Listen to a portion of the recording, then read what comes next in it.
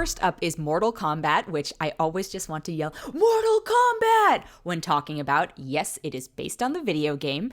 It stars Louis Tan, Jessica McNamee, Josh Lawson, Joe Taslim, Makad Brooks, Tadanobu Asano, Hiroyuki Sendana, Chin Han. There are a lot of people in this film that I'm very excited to see in this sort of big stage film. There are a lot of Asian actors who probably usually more often than not are relegated to side roles, and so it's cool to see them all sort of together at the front of this film. Now, that being said, this is not the best film. This film is nothing more and nothing less than what I think it appears to be. It's very much based on a video game, and there are plenty of video games that are very plot-centric.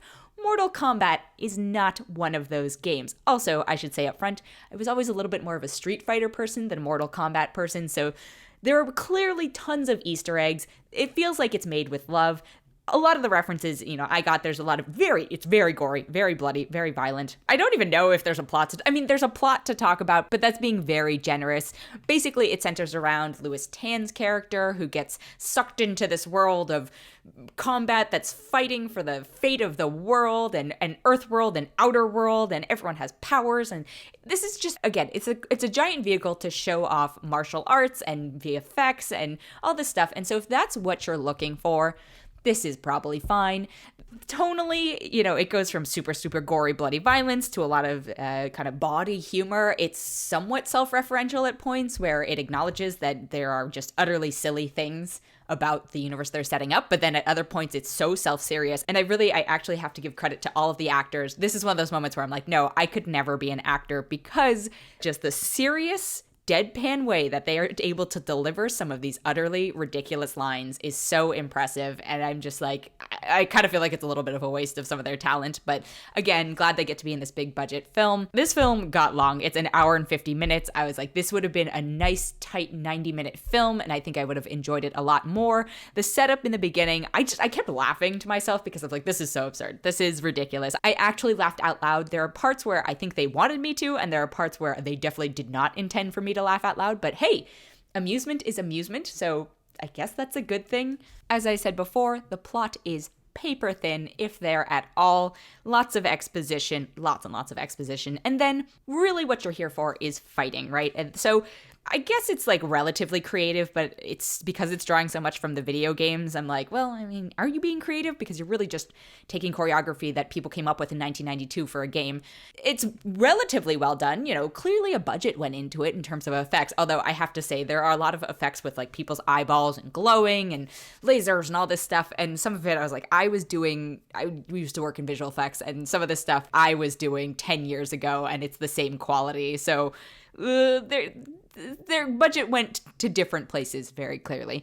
There's no other point to this film aside from to show off that they loved the video game and pulled a lot from it and can murder people on screen. If that's what you're here for, and if that's what you're interested in, and you are here and you're on board, yeah, this is fine. Yeah, this is fine, whatever. If you're someone who's put off by gore and sort of senseless violence, this is absolutely not your film. If you are someone who needs a plot to be in a film, also absolutely not your film. But I didn't hate it, I wasn't expecting anything from it. And so the fact that I laughed a couple times and it's absurd, and a couple moments I was like, haha, that's from the video game. Whatever. My biggest wish, if it had been 30 minutes shorter, I think I would have been actually happy with the film. But because as it stands, it drags and drags and drags, I'm not willing to recommend it to as broad of an audience as I would have before. Part of me wishes this had been so cheesy and campy that it falls into that category of just like utterly absurd, and you can just have a great time. Like, not The Room necessarily, but along those lines where it went into it in a serious manner, and yet the end result is something totally absurd, and you have a great time as an audience. If you're looking for a film like that, I have to recommend, I've talked about it multiple times, but I have to recommend a film called Jiu-Jitsu. I think it's finally out on Netflix. It stars my favorite, Nick Cage, and Tony Jaa. It also has Frank Grillo. Rick Yoon is in it. These are all folks I talk about in the roundtable episodes of the We're Watching What podcast. So Jiu-Jitsu you might want to consider, but seeing as if you already have Netflix or if you already have HBO Max, this is available to you. Jiu-Jitsu or Mortal Kombat, both choices. I still personally lean towards Jiu-Jitsu, but if you need something new and have already watched that, Mortal Kombat's in the same vein. I don't think I would pay to see this in theaters. I think if I'd seen this in theaters, I would have been like a little bored, maybe got up and gone to the bathroom or gotten some snacks. whatever. It is what it is. Glad for new content. Take that all into account. You will know whether or not this film is for you. If you were on the cusp, like, hopefully this will help guide you a little bit in that it does. If you thought this was going to be that cheesy, so ridiculous, make fun of it film, it's not quite there yet. So that's, I think, the most important thing out of this review I can tell you. All of that being said, in terms of where I personally am going to rate it, I'm going to throw it right in the middle. I'm going to give it a 2.5 because I didn't have a terrible time. I was actually ready to have a great time. And I think its self-seriousness and its lack of editing didn't push it into a higher rating. The other film I have this week is called Stowaway. It is on Netflix. It stars Anna Kendrick, Daniel Day Kim, Toni Collette, and Shamir Anderson. I was very excited for this film. Conceptually, I like it. It's a 3-person crew on a mission headed to Mars. And then it turns out that accidentally somehow there is a stowaway on board, and so they are faced with a lot of choices in terms of survival, and just it had the makings of a great film.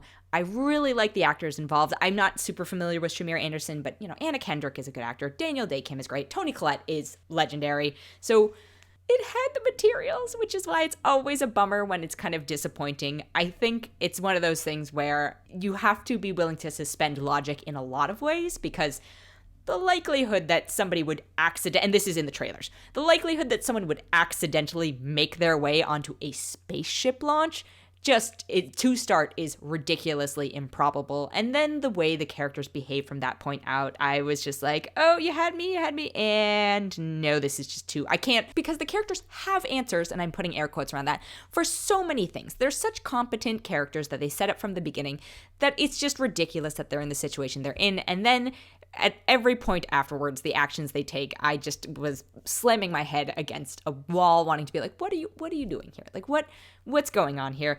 You've set up these characters to seem so smart, and yet they are behaving in such stupid ways. I don't know, pedestrian, I don't even know. Like, I guess, yeah, no, just illogical ways. And then by the time I got to the end, the whole thing was undermined. And sad when these things happen. I want these Netflix original films that come out. They're coming out almost weekly. I think Netflix committed to an original film every week. I want them to be good, but the trend is definitely seeming like there's a reason that they couldn't make it into theatrical distribution.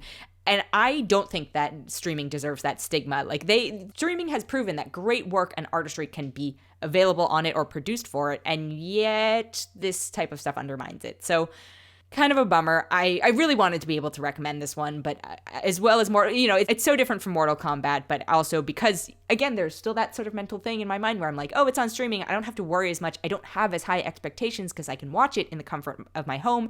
And also, pre-pandemic, it was like, oh, I could save money on this because it gets expensive to go to the movies that often.